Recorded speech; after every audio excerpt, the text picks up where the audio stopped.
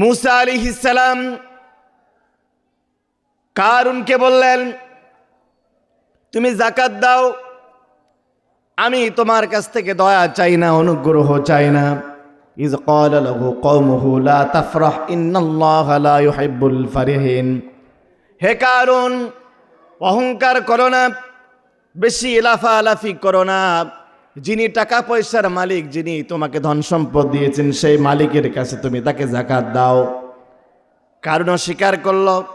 আল্লাহ রাব্বুল আলামিন এবার বললেন, ফাখাসাফনা বিহি ওয়া বিদারিহিল আরদ। বলেন আল্লাহু আকবার।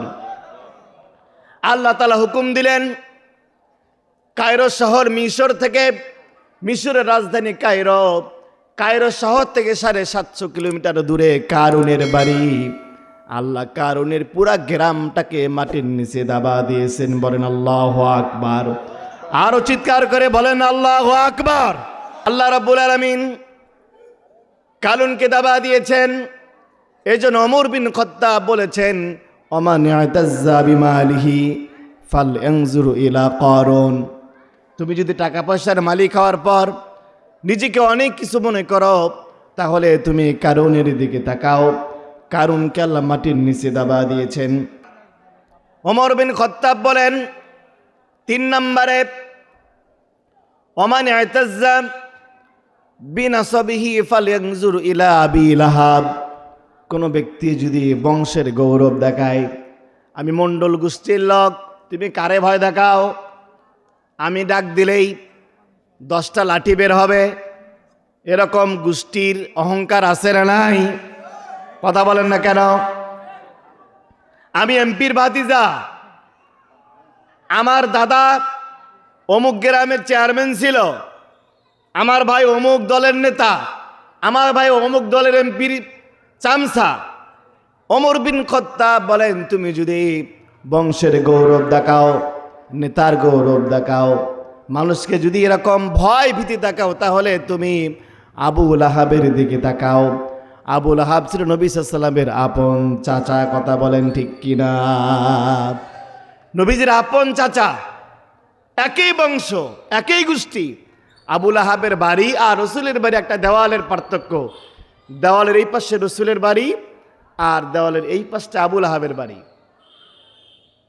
রসুল সাল্লাল্লাহু আলাইহি ওয়াসাল্লাম দিনের দাওয়াত যেই বাজারে দেন, সাপোজ রসুল আজকে সানেহাট বাজারে দাওয়াত দিচ্ছেন, কালেমার দাওয়াত, লা ইলাহা ইল্লাল্লাহ, কুলু লা ইলাহা ইল্লাল্লাহ তুফলিহুন, তোমরা পড়ো আল্লাহ ছাড়া কোনো মাবুদ নাই, তোমরা সফল কাম হয়ে যাবে।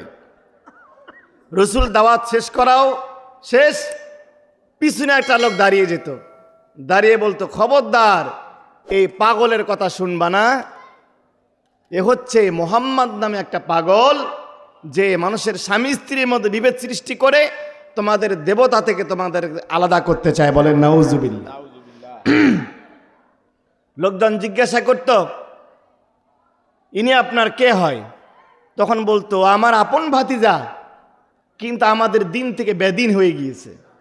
নাউজুবিল্লাহ বলবেন না? রসুল নাকি বেদিন হয়ে গেছেন। এইভাবে রসুলকে বাধাগ্রস্ত করত। ওমর বিন খাত্তাব বলতেছেন, নবীজির আপন চাচা, যার শরীরে রসুলের রক্ত বইতেছে, এর পরও আবু লাহাব জান্নাতে যাবে নাকি জাহান্নামে যাবে?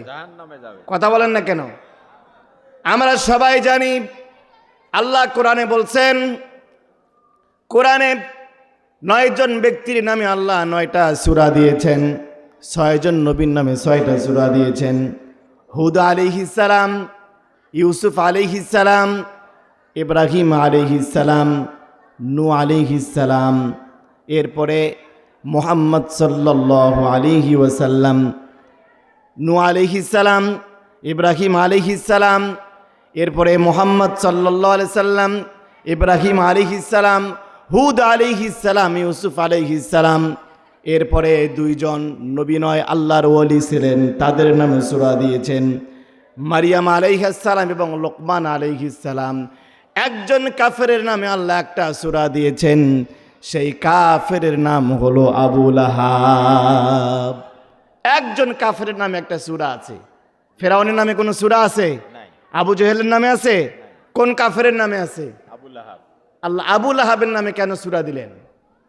ফেরাউন তো অনেক বড় স্বৈরাচার ছিল, কিন্তু ফেরাউনের নামে আল্লাহ সূরা দেন নাই। আবু লাহাবের থেকে বড় কাফের ছিল আবু জাহেল। আবু জেহেল ছোট কাফের নাকি বড় কাফের? কিন্তু আবু জেহেলের নামে কেন দেওয়া হলো না? আবু জেহেল রসুলের আপন চাচা ছিল না, তাদের দাদা ছিলেন একই, কিন্তু চাচা হিসাবে আর এক দাদার ছেলে ছিল আবু জেহেল। কথা কি বুঝতেছেন? কিন্তু আবু লাহাব আপন চাচা। আপন চাচা হওয়ার পরেও ইসলাম না মানলে, আল্লাহর দ্বীন না মানলে যে জাহান্নামে যাওয়া লাগবে, তার উৎকৃষ্ট প্রমাণ হচ্ছে আবু লাহাব। আল্লাহ কোরআনে বলতেছেন, সবাই আমার সাথে পড়েন, তাব্বাত ইয়াদা আবি লাহাব মা আগনা আনহু মালুহু ওয়া মা কাসাব।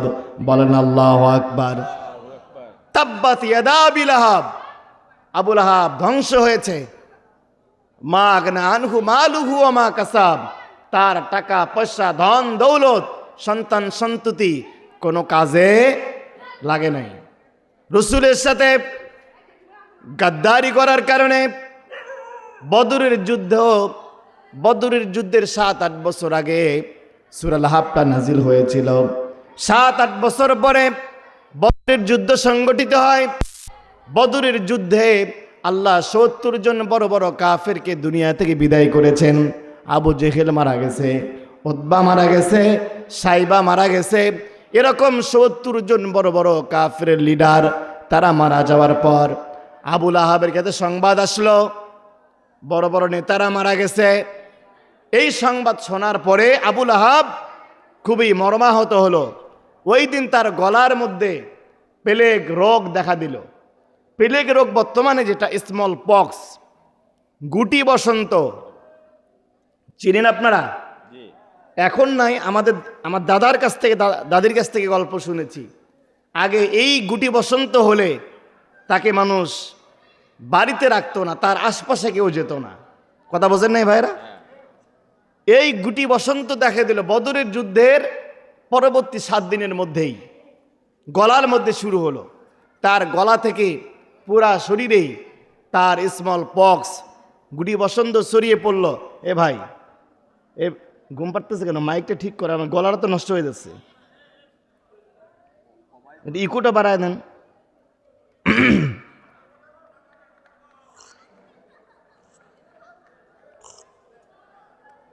কি সমস্যা হচ্ছে? কোরআন হাদিসের কথাই তো বলছি, নামাজের কথা বলবো, ইনশাআল্লাহ নামাজের কথাও হবে। একটু ধৈর্য ধরেন। বিরক্ত হচ্ছেন ভাইরা? এখানে হুজুর আছেন, আমার থেকে অনেক বড় জ্ঞানী মানুষ তিনি। এনাদেরকে বসা রেখে কথা বলার কোনো শক্তি সাহস আমার নেই। তারপর আপনাদের দোয়ার খাতিরে, আমি আপনাদের এলাকার সন্তান। বিরক্ত হচ্ছেন ভাইরা আমার? আবু লাহাব গুটি বসন্ত তার ছড়িয়ে পড়ল পুরা শরীরের মধ্যে। এক পর্যায়ে উনি মারা গেলেন। আবু লাহাব মারা যাওয়ার পরে 3 দিন তার ঘরের মধ্যে লাশটা পড়ে থাকলো।